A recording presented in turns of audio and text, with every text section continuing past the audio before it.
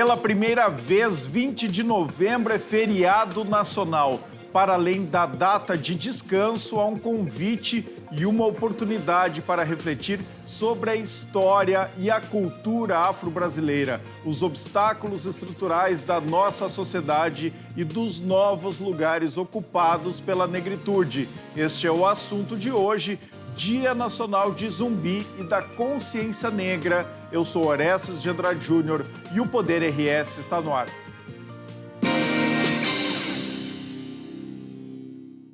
O Poder RS tem o apoio de Banrisul, programa Banrisul, Reconstruir RS, o negócio é reconstruir. O ABRS em defesa da advocacia e da cidadania. Quinta do Morgado, suco de uva pura, Quinta do Morgado. Pensou em inovação, vem para a Ubra. O vestibular 2025 tá on. Armazém Bom Gado, descubra o verdadeiro sabor da qualidade. E Vinhos do Mundo, que tem mais de 1000 rótulos em espumantes e vinhos para a sua adega. Olha só, pessoal, eu converso agora com a professora Cristina Gamino Gomes Tonial, mestra em educação, pesquisadora sobre escrita de mulheres negras e coordenadora do Núcleo de Estudos Afro-Brasileiros e Indígenas da Ubra. Boa noite, professora, tudo bem? Olá, boa noite, tudo bem? Professora, Obrigada pelo convite. Imagina, eu que agradeço a sua presença aqui no Poder RS e queria que a senhora falasse sobre essa data, sobre o 20 de novembro, a importância dela. Bom, nós temos que lembrar que é a primeira vez que é feriado nacional, né, a data do 20 de novembro. Em outras cidades, como Rio de Janeiro, Salvador, já tinha um decreto estadual, né? Mas no ano de 2024 é a primeira vez que temos um feriado nacional do 20 de novembro, que é a data para lembrar, né? É a data de morte de Zumbi dos Palmares, é um líder quilombola, né? Escravizado, fugitivo, né? Que morava no quilombo, coordenava, liderava o quilombo de Palmares.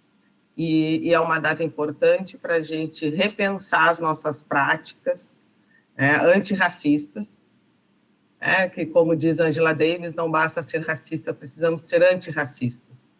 É um momento de reflexão sobre isso, sobre o posicionamento da população negra na nossa sociedade, que é 56% entre pardos e negros na nossa sociedade brasileira.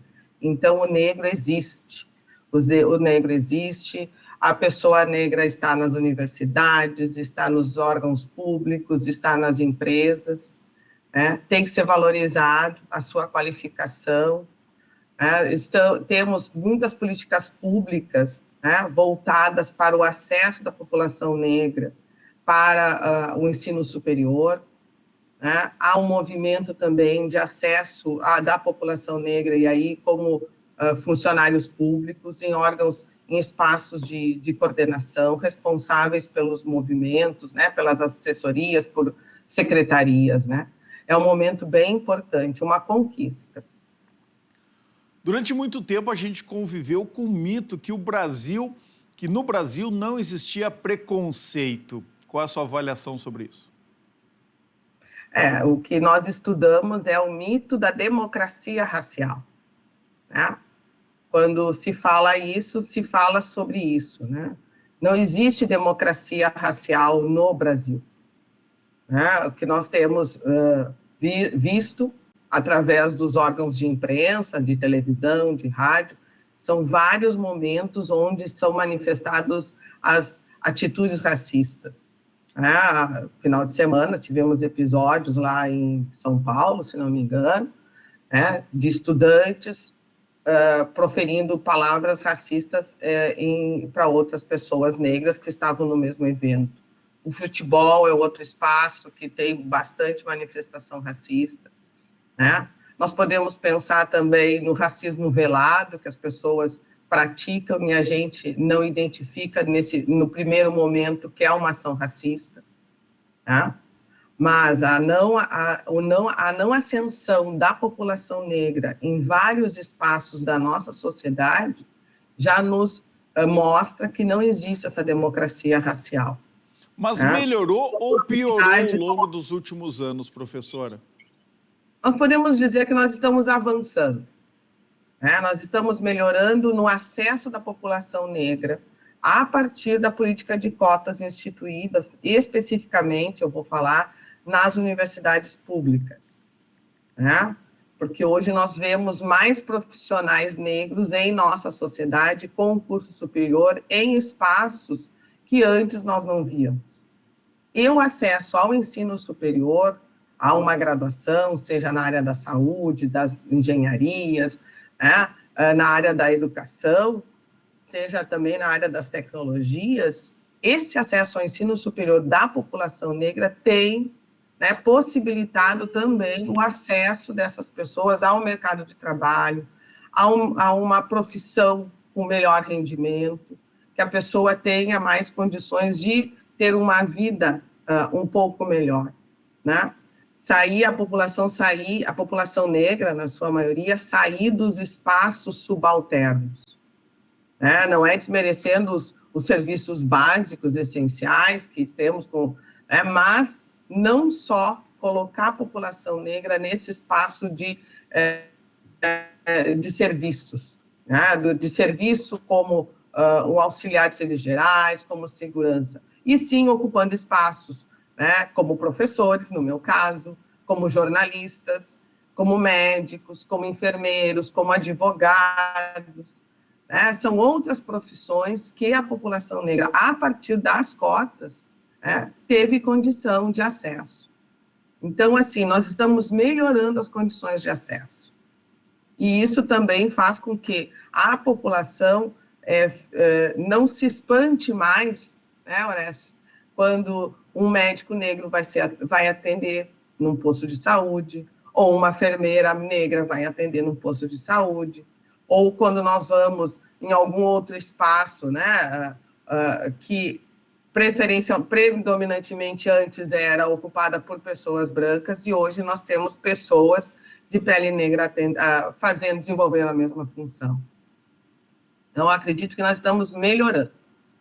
Mas temos muito a avançar ainda, né? Claro, e eu gostaria muito de fazer referência à Lei 10.639, né, que instituiu o ensino da cultura africana e afro-brasileira no Brasil, né? Que a partir dessa lei lá de 2003, que foram desencadeando outros movimentos para que, né, pudéssemos hoje estar em outros espaços, né?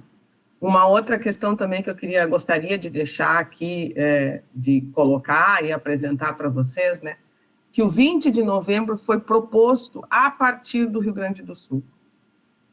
O poeta Oliveira Silveira, com o grupo Palmares, era um grupo que se reunia no mercado público em Porto Alegre, a partir dos seus estudos, a partir da pesquisa em busca de outros teóricos negros, pensou e chegou a essa data do dia da morte de Zumbi dos Palmares, e a partir de 1971, o Movimento Negro Unificado propôs essa data, o 20 de novembro, como o Dia da Consciência Negra. Então, o Rio Grande do Sul protagonista com essa data, com esse movimento, né, Orestes, que eu acho que é bem importante da população aqui do Rio Grande do Sul ficar sabendo também. Com certeza, até porque se diz que o Rio Grande do Sul é um estado racista, talvez mais do que outros estados brasileiros. Por que demorou para ser feriado aqui no Rio Grande do Sul, já que esta lei partiu daqui?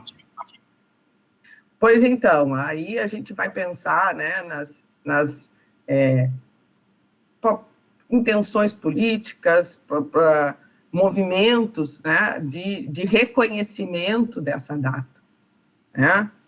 Já teve uma proposição, já aconteceu há algum tempo atrás, uma proposição de ser feriado no município de Porto Alegre, né, mas não aconteceu, né? Não sei de movimento para essa proposta de um feriado estadual, né? E agora, né, como eu digo agora, a partir de uma proposição do governo federal, né? Então, assim, nesse momento, o que eu posso dizer é que é uma decisão de governo federal, espero que se mantenha, né? Que essa data seja respeitada, independente de governos que estejam à frente do Brasil. Isso é importante que a senhora está falando, porque se politizou um pouco nessa decisão que foi tomada pelo presidente Luiz Inácio Lula da Silva de tornar o 20 de novembro uma data nacional. E aí quem é contra o presidente, né, tá com a intenção de ficar contra esta data. Eu queria que a senhora falasse um pouco sobre isso, né? Não dá para misturar uma coisa com outra, não dá para misturar política com tudo, né? Esse nosso país polarizado, não é porque o presidente, que agora é o presidente Lula, tomou essa iniciativa, que nós, brancos, pardos, morenos, negros, temos que ser contra por uma questão política.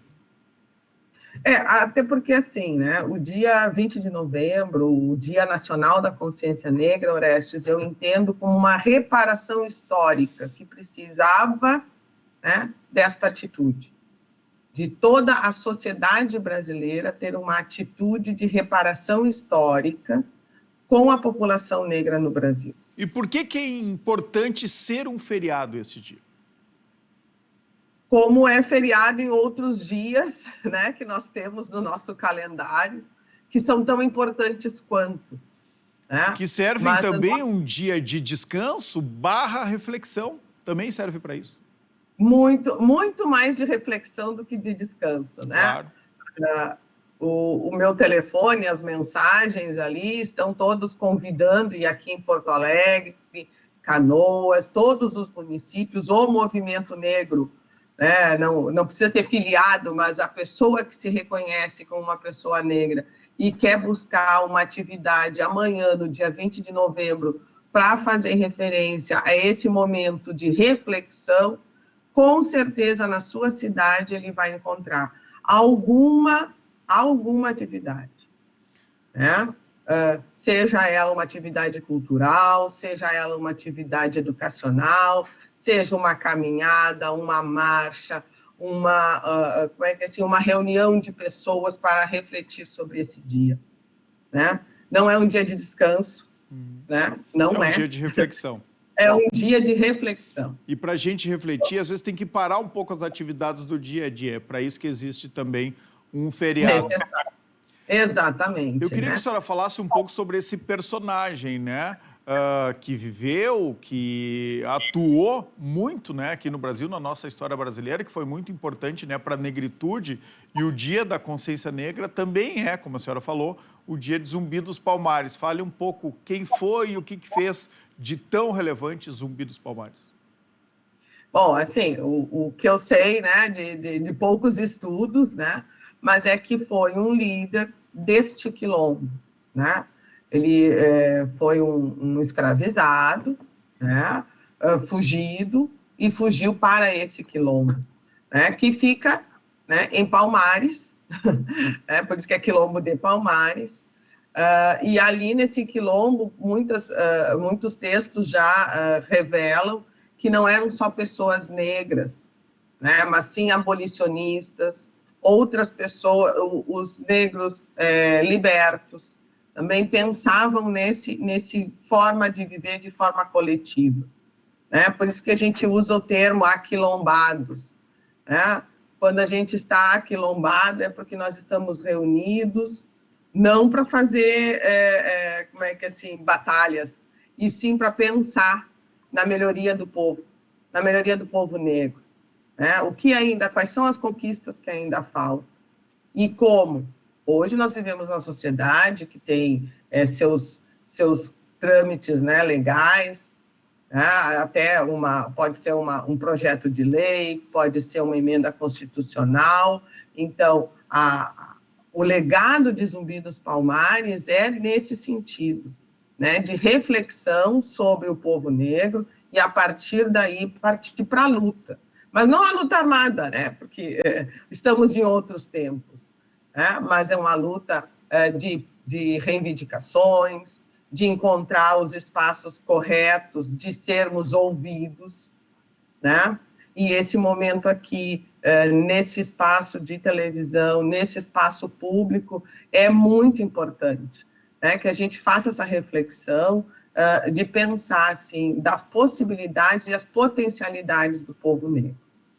Zumbi dos Palmares é essa referência para a população negra quando a gente pensa em formas de reivindicar melhoria para o povo negro. Né? Perfeito. A gente está conversando aqui hoje no Poder RS, nesse feriado, primeiro feriado nacional, de 20 de novembro, com a Cristina Gamino, coordenadora do Núcleo de Estudos Afro-Brasileiros aqui da nossa Universidade da UBRA.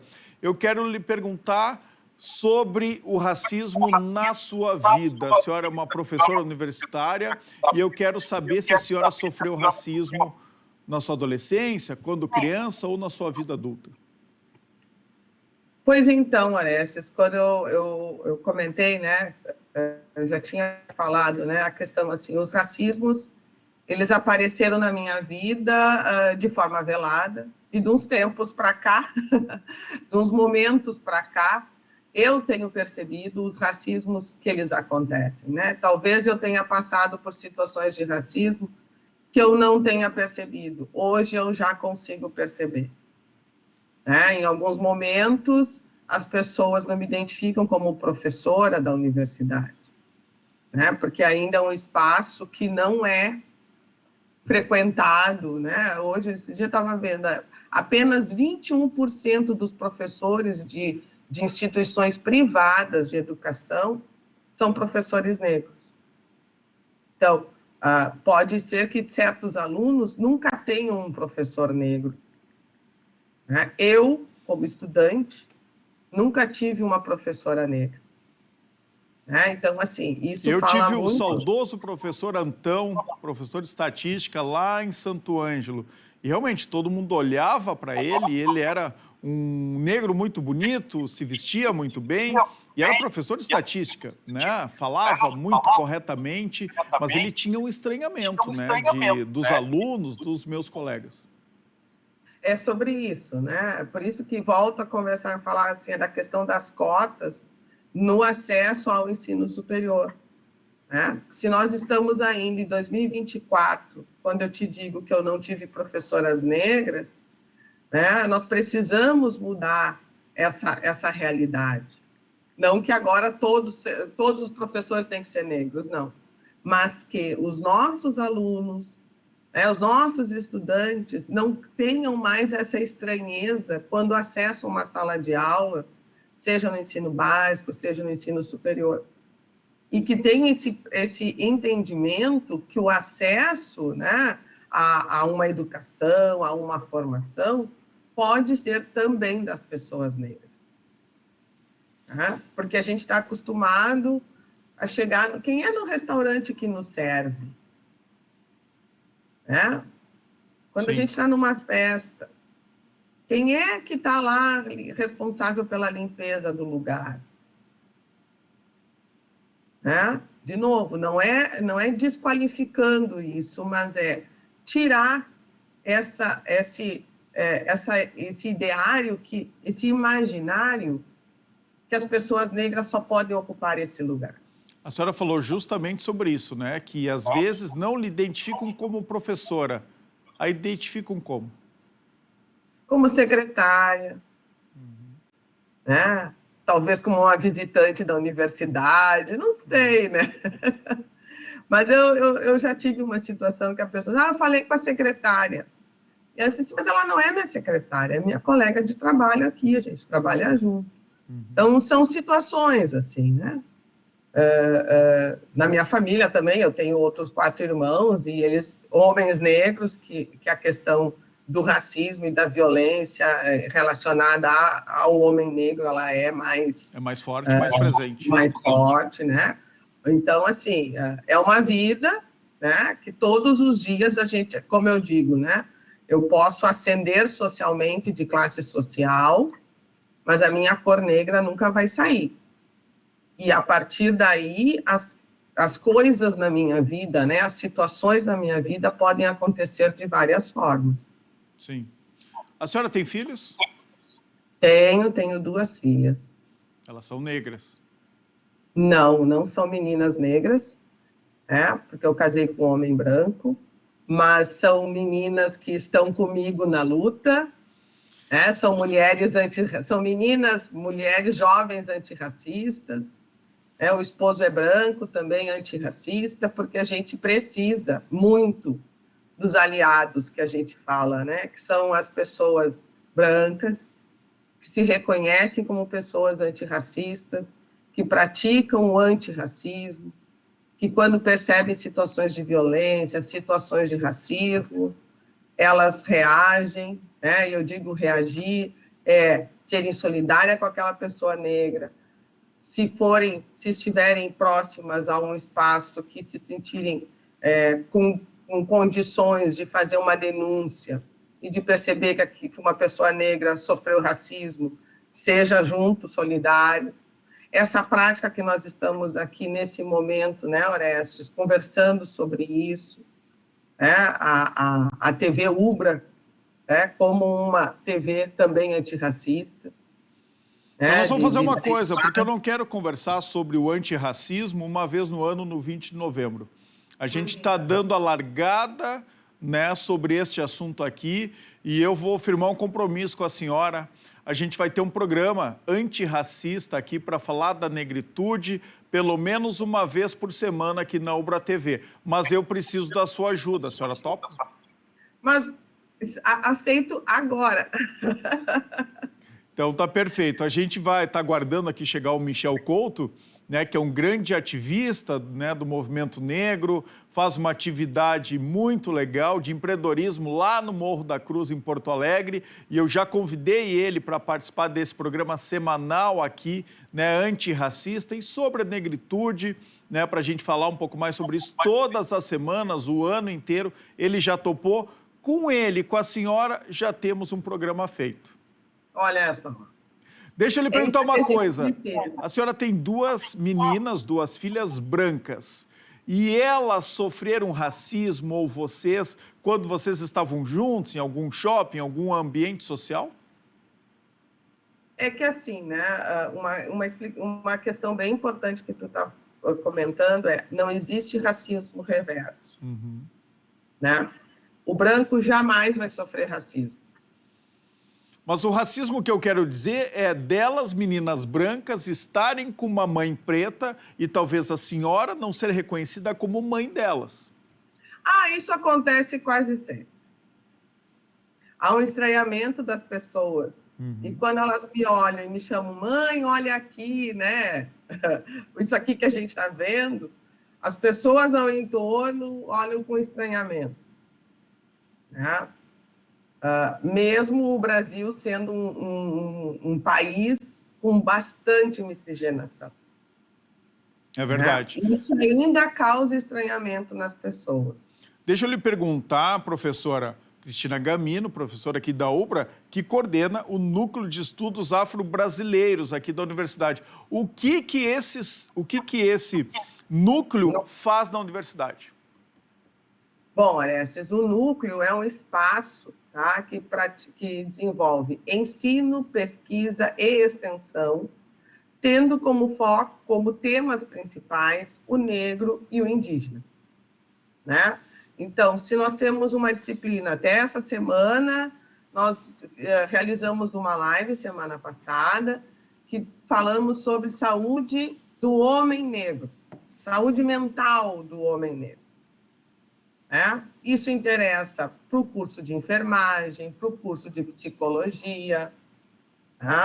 Então, nós buscamos uma profissional negra que conversou com esses alunos do curso de enfermagem da disciplina Saúde do Homem e da Mulher. E aí, com o convite que tu me fizeste, é nesse sentido. Lá no curso de enfermagem, né? Falar sobre saúde da população negra, pensar nesse recorte da saúde do homem negro, né? Porque tem ainda o imaginário que o homem negro é forte, que ele é saudável, que ele não fica doente, né? Que a mulher negra não sente dor. Então, é uma proposta.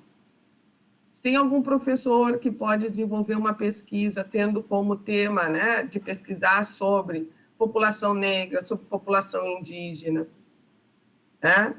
Se tem algum projeto de extensão, nós temos proximidade com o Quilombo do Sil, com o Quilombo Chácara das Rosas, em Canoas, com o quilombo Ireno, que é um quilombo que foi recentemente reconhecido pela Fundação Palmares também. Nós estamos próximos deles aí. Aí em Canoas tem quilombo urbano. Então, assim, nós podemos fazer visitas até lá, os alunos podem conhecer, sempre por intermédio do NEAB. Aonde que fica o quilombo urbano aqui em Canoas, professora? Tem o quilombo Chácara das Rosas, que é próximo ao Shopping Novo, né, ali. E tem o quilombo Ireno, que fica numa área perto da base aérea. Perfeito. Então, esse núcleo de estudos afro-brasileiros... a gente sabe que tem. Pelo menos dois aqui, né, na área urbana de Canoas. Então, esse núcleo de estudos afro-brasileiros da UBRA, ele é multidisciplinar, ele atende a todos os cursos. É uma iniciativa rara, né? Praticamente não existe em outras universidades. O que acontece? O NEAB é um núcleo instituído pelo Ministério da Educação, né? O nosso NEAB já tem mais de 10 anos, ele foi instituído em 2012, né? Nós atuamos, o NEAB existe na UBRA desde 2012. Desenvolvendo... Há mais de uma década, né? Há 12 anos. Pesquisa, né? É um núcleo, né, que deve existir em todas as universidades para realmente, né, fomentar a pesquisa, a extensão e o ensino sobre a temática do negro e a temática indígena. A proposta é essa, né, para que a gente também fique mais familiarizado com essas culturas, que compõem a cultura do Brasil também, né? Com certeza. Deixa eu lhe convidar para ver um teaser de um documentário que resgata a memória de dois ícones da cultura negra gaúcha, o Mestre Borel e Giba Giba. O pré-lançamento de dois botequeiros ocorre durante a semana, dois batuqueiros. Então, pré-lançamento de dois batuqueiros ocorre durante a semana da Consciência Negra, nesta sexta-feira, dia 22 de novembro, às 19h30, na Casa de Cultura Mário Quintana. Vamos ver. Quando a gente fala da memória do Mestre Borel, do Mestre Giba Giba, a gente está falando da memória de Porto Alegre também, e a memória da história do Rio Grande do Sul, né?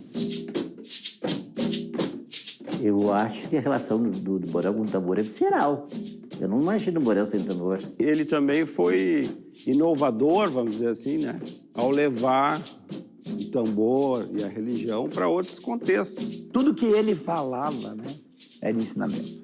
Ele era um grande intelectual empírico e, portanto, era um grande teórico empírico.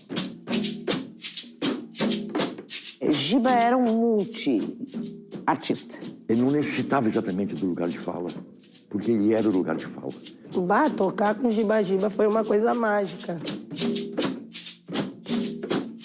A fala dos dois, o trabalho dos dois, ele transcende ao regionalismo, né?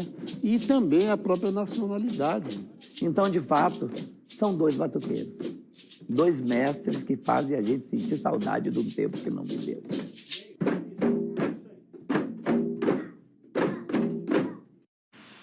Olha que legal, hein? Dois batuqueiros pré-estreia na próxima sexta-feira na Casa de Cultura Mário Quintana. Para encerrar nossa conversa aqui, professora, queria que a senhora falasse um pouco, né, desses dois grandes personagens aqui da negritude gaúcha e também de outros que a senhora queira destacar. O Mestre Borel,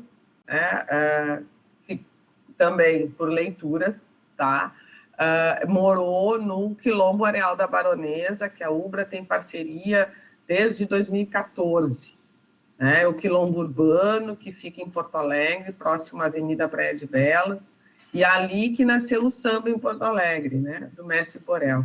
E Giba Giba é um músico que, quem teve a oportunidade de assistir show dele, né, com ele, também é uma referência do tambor. Esse instrumento, o tambor, ele é característico, né, da população negra, e tem um específico tambor que é mais aqui do Rio Grande do Sul. Mas aí eu vou ficar te devendo mais conhecimento sobre a técnica do tambor aqui do Rio Grande do Sul. Não, vai ficar como tema de casa para o nosso programa aqui sobre negritude, viu? Já vai pensando, professora, no nome deste programa para a gente ter aqui na Ubra TV. Eu agradeço muito a sua participação aqui no Poder RS. Professora Cristina Gamino, coordenadora de estudos afro-brasileiros aqui da Ubra. Obrigado. Eu que agradeço o convite, né? Fiquei muito feliz também com o convite para esse programa, para participar junto com a Ubra TV, e vamos cada vez mais, né, disseminar, espalhar a cultura africana, afro-brasileira, indígena, para que não cause mais estranhamentos, para que todos tenhamos acesso. Eu canso de falar que os negros eles precisam de oportunidades, assim como os indígenas também. Obrigado, professora. Muito obrigado. Até mais. Olha só, pessoal, agora uma mensagem do suco de uva puro Quinta do Morgado. Aqui não tem dúvida, quando você toma suco de uva Quinta do Morgado, você toma suco de uva puro, sem adição de água, sem adição de conservantes ou açúcar. Pode confiar, suco de uva puro é Quinta do Morgado, elaborado pela vinícola Fante, que fica ali em Flores da Cunha. O Poder RS faz um brevíssimo intervalo para Banrisul, consignado INSS é no Banrisul. Contrate pelo app ou direto na agência. E Vinhos do Mundo, que tem mais de 1000 rótulos em espumantes e vinhos para a sua adega. Já voltamos.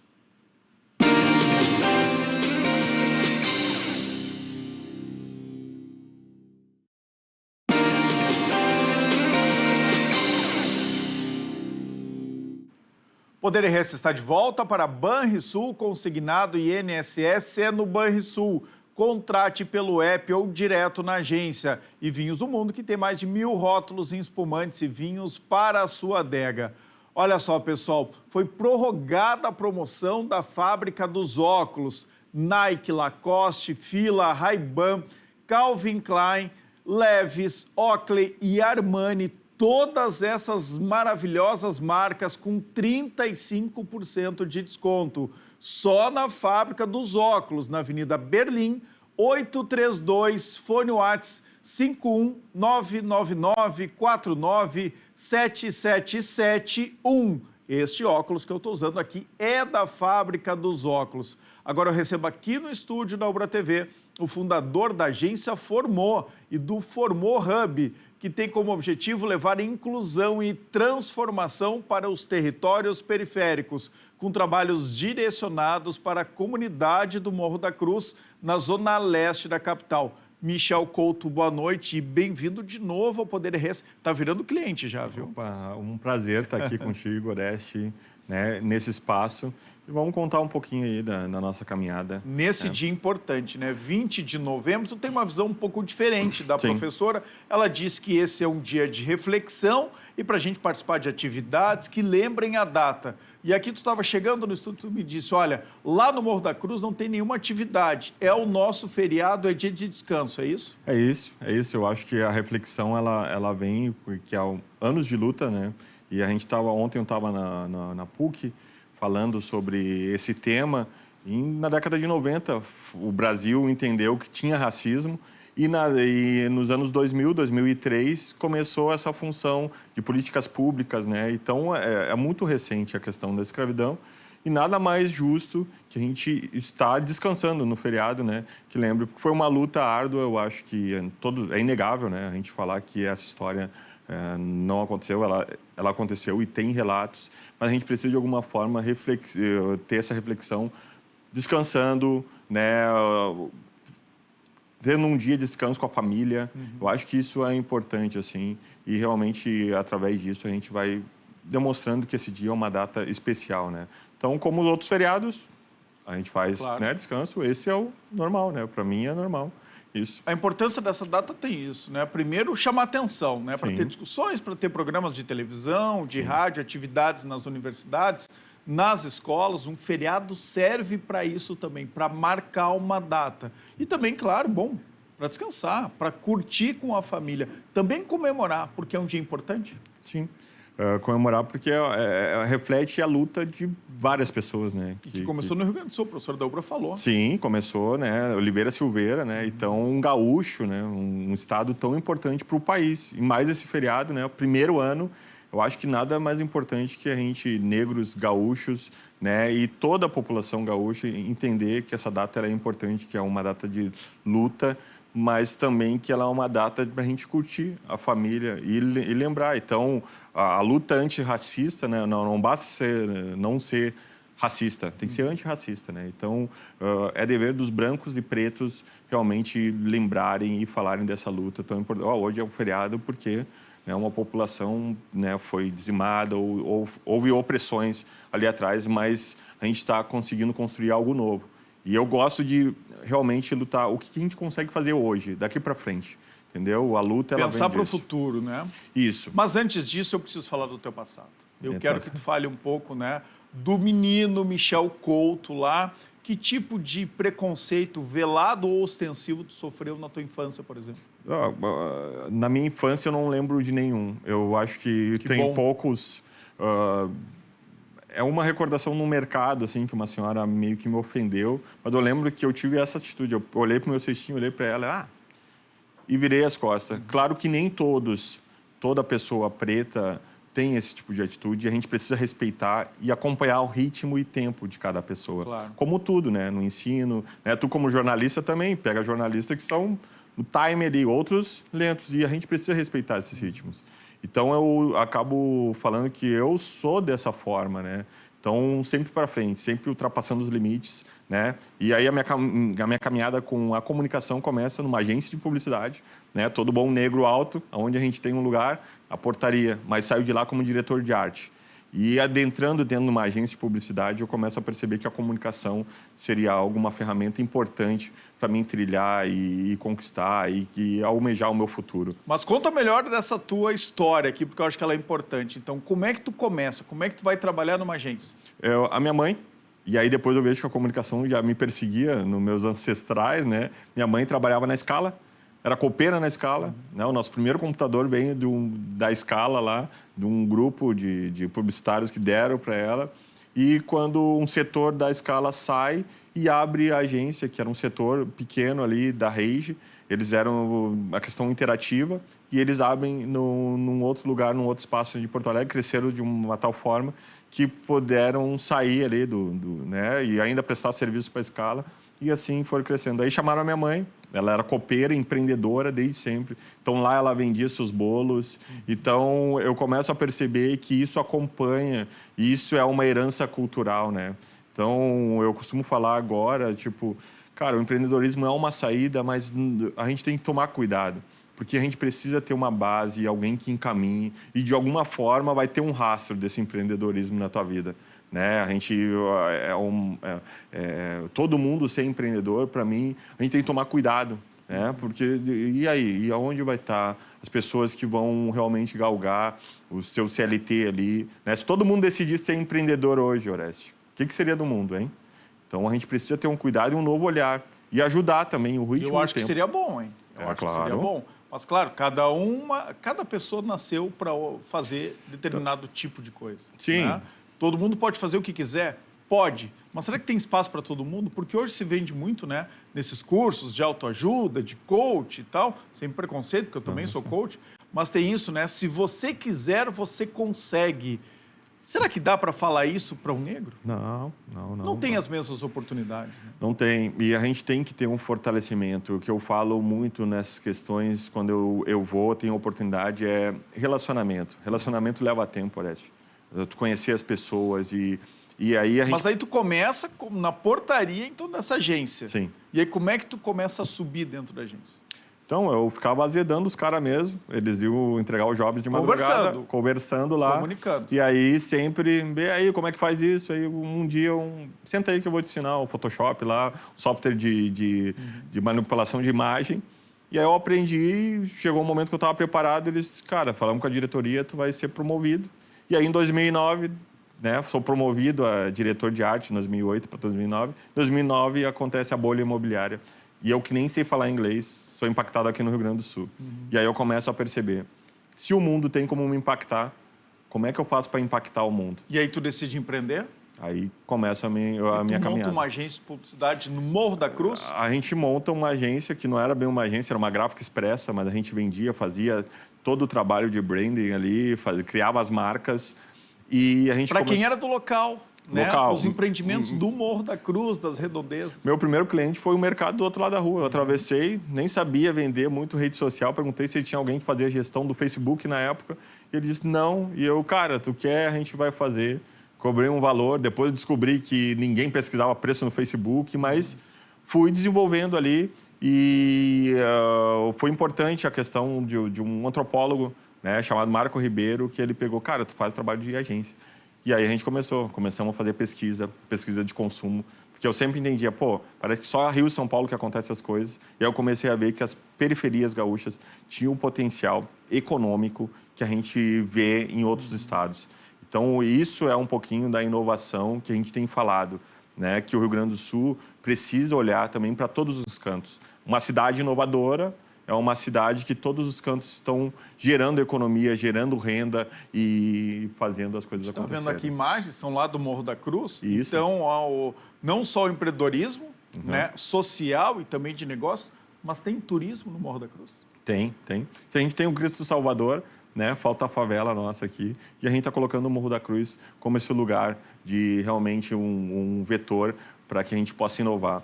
E agora, falando de todos os acontecimentos que o Rio Grande do Sul, a gente precisa inovar em vários aspectos. Entender que vários pontos que a gente não via algo positivo, a gente pode enxergar agora. Mas precisa de atores, né? Pessoas dispostas a fazer esse movimento e realmente se conectarem com os ecossistemas de inovação, com ambientes que promovam isso, para que a gente possa levar um Rio Grande do Sul próspero como um todo, não só partes. Tu gosta de falar, sim, mas tu gosta mais do que falar, de fazer.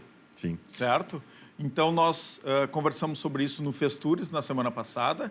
Eu disse que a gente não falaria sobre a negritude num momento só. A gente falou semana passada. A gente está falando hoje de novo, nesse feriado importante de 20 de novembro. E a gente firmou um compromisso, que eu hoje falei com a professora. A gente vai ter um programa semanal sobre a negritude, sobre os negros aqui na Ubra TV. Opa! Formou? Formou, bora. Formou o bonde. Então, tá fechado. Obrigado pela tua participação no Poder RS. Falaremos mais a partir de dezembro ou janeiro. Tu terá um programa junto com a professora. A gente vai falar toda semana aqui, né, sobre essa pauta antirracista tão importante. Ok. Obrigado. Horácio.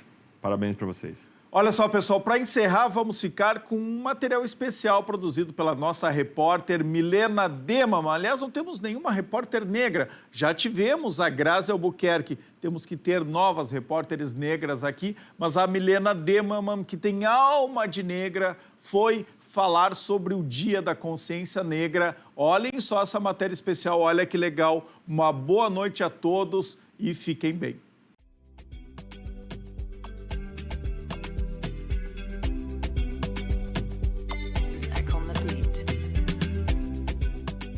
Começa com 13 de maio, né? Em 1969, ele escreve um poema, 13 de maio.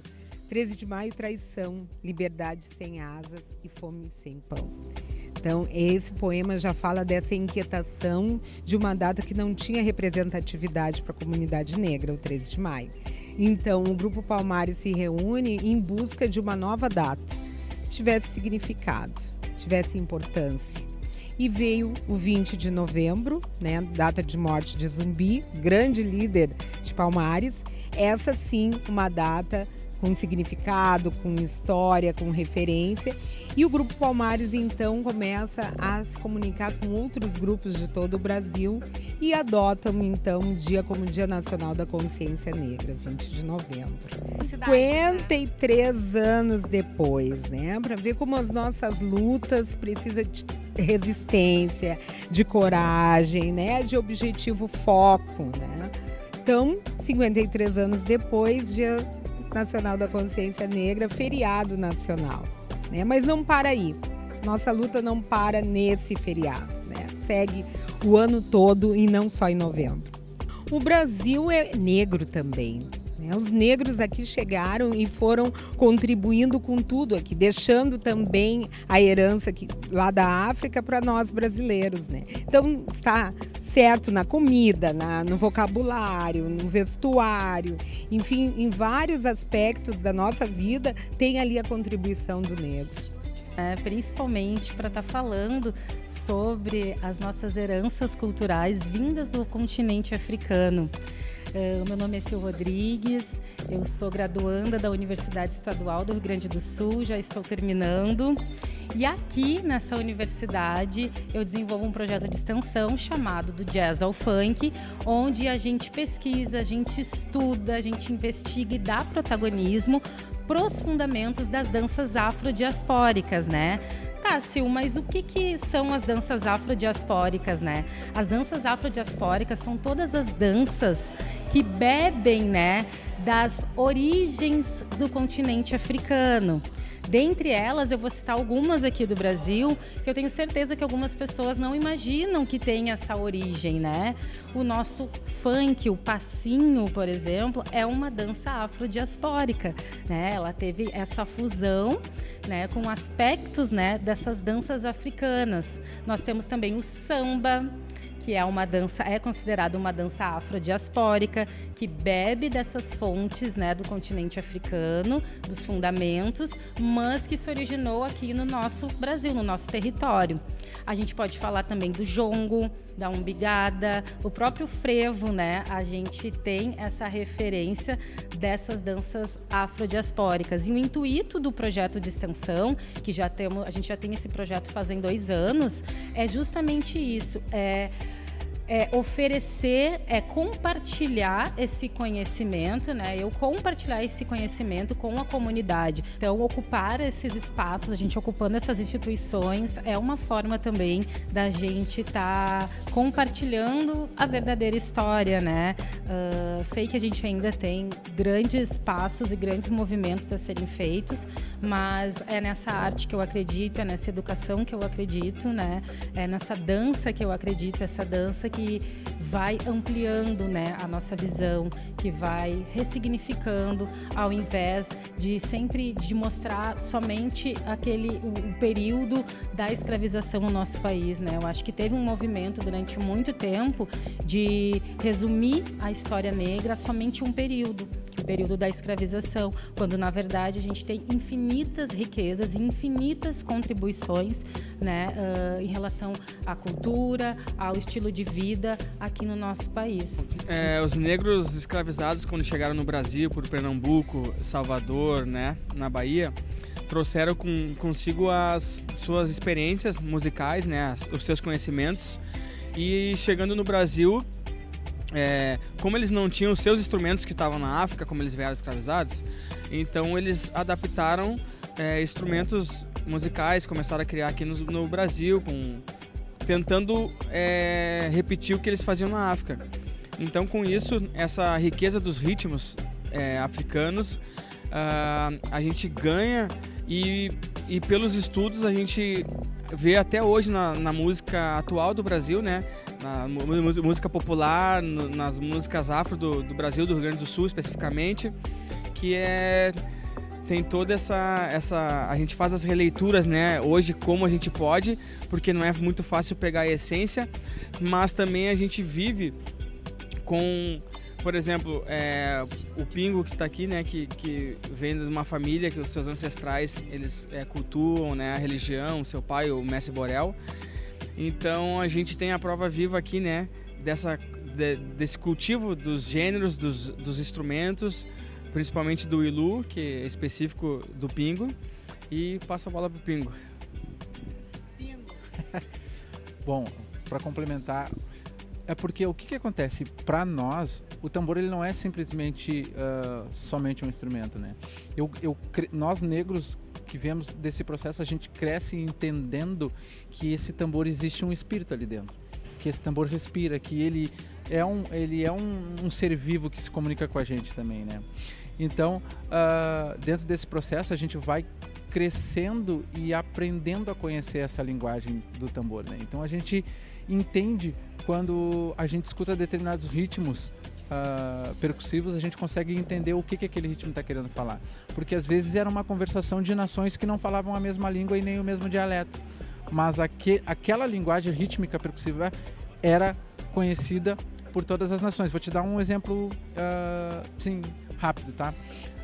Existem vários ritmos que hoje tem no Brasil: Ibadã, Tamborinei, Jexá, Glefê, enfim, vários, né?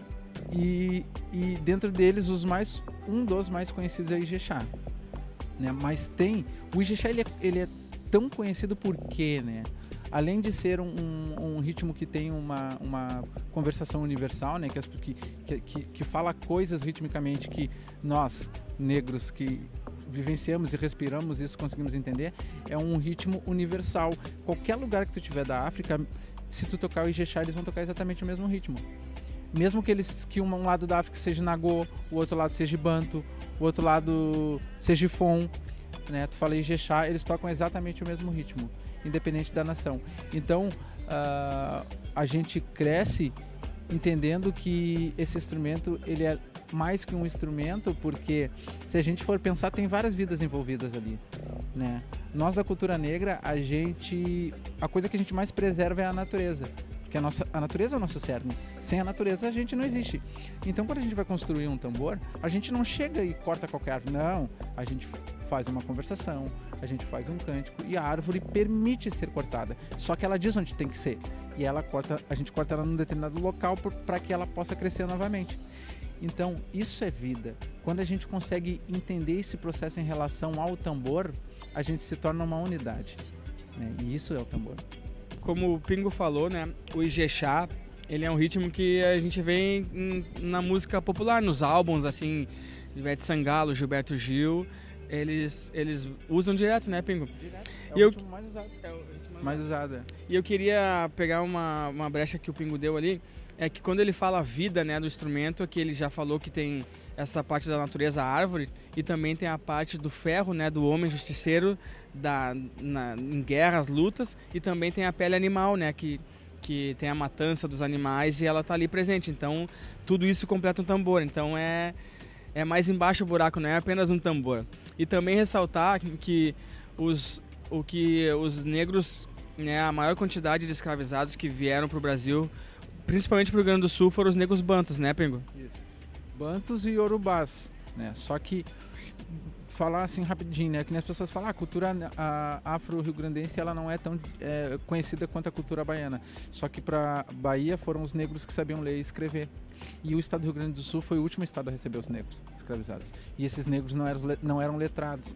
Então, esse processo fez com que a cultura afro-rio-grandense ficasse mais próxima da raiz, né? Ficasse mais crua, não tivesse muita influência rítmica, né? Tanto que a nossa maneira de tocar, a gente consegue fazer várias vozes num único tambor, né? E aí quando as pessoas olham, dizem, tá, mas como se eu vou, sei lá, em Pernambuco eles tocam com 3, né? E a gente consegue fazer essa conversação em um único tambor. Eu falaria assim que agradecer aos nossos ancestrais e a frase mãe que é viva a percussão, né? Viva a percussão, sempre percussão. Se a gente reparar em nosso redor, eu sei que é uma frase, tá? Mas se a gente reparar ao nosso redor, tudo é música. O vento que bate na folha é música, entendeu? O barulho do carro é música, tudo é música. Antes de ter esse instrumento que a gente conhece, esse que a gente vê nas lojas para vender, a gente tinha o corpo. E antes a dança, ela já era ritmada no corpo, ela já era, sabe? Então, o que eu acho que fica mais de herança em relação aos tambores, principalmente para nós, é que não faça, seja. Então, no que tu for na tua vida. Como a gente está falando de música e a gente está falando de tambores, não toque o tambor, seja o tambor. Porque quando você for o tambor, quem te vê vai ser notório que você é uma unidade, que aquilo é uma extensão do seu corpo. E é isso.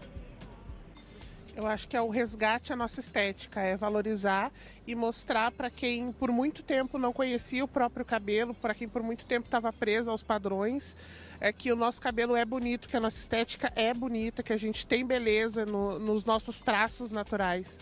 Então acho que esse resgate aí da autoestima da mulher negra é muito importante. Com a gente trabalhando com a autoestima da mulher negra é a melhor coisa, porque a gente mesmo não aceitando o nosso estilo, às vezes o nosso cabelo, é a melhor coisa, porque tipo, tem mulheres que tá sempre no mesmo padrão, sempre querendo ficar no mesmo padrão e não se aceitam. Então, tipo, pra mim é a melhor coisa saber que elas estão se aceitando e tipo, eu tô ajudando elas a se aceitarem no padrão delas, no padrão negro, né? Eu recebo muita cliente todo dia que passou anos e anos alisando, que quer resgatar, que quer entrar em transição, que a gente chama, né, para resgatar o cabelo natural. E é um processo muito legal. Eu fico muito feliz quando a cliente chega lá decidida a resgatar o cabelo crespo, a assumir o cabelo natural dela. É muito legal. Fico muito feliz a gente elas se aceitarem, passar pela transição. E mesmo elas não querendo, não sabendo cuidar do próprio cabelo, eu tô sempre ajudando. Tipo, por mais que elas querem ficar só de trança, eu não quero que elas fiquem se aceitem só de trança, eu quero que elas se aceitem com o cabelo natural. Trabalho muito com o meu cabelo natural para elas mostrarem para elas que elas têm que se aceitarem, que é bonito o nosso cabelo. É difícil de cuidar, mas é bonito. E falando, né, nesse cuidado com o cabelo, a gente está aqui com o Canhanga, que ele criou um concurso, que inclusive as gurias foram uma das vencedoras do concurso. Nos fala melhor desse concurso, como é que foi? Exatamente. As meninas, elas foram as campeãs dentro de uma seletiva de 150, né, candidatas. Elas ganharam o primeiro lugar, a Samantha terceiro lugar, falta a Daiane, né, que ganhou o segundo lugar, que não está presente, que é um concurso que veio com esse objetivo, de estar trazendo essa culturalidade das tranças numa evidência que é necessária nos dias como hoje. Só que além de estar fazendo esse intercâmbio cultural, também fomenta o empreendedorismo das mulheres negras, que por muitas situações elas não têm acesso a financiamento, não têm acesso a recursos para poder potencializar os seus trabalhos. E a nossa luta é que elas sejam reconhecidas de fato como profissional que tentam fazer das tranças o seu ganha-pão, o seu trabalho diário. E a gente fica muito feliz que a partir desse concurso nasce outra perspectiva delas estarem aqui e em outros espaços também para fomentar mais esse trabalho que elas desempenham tão bem.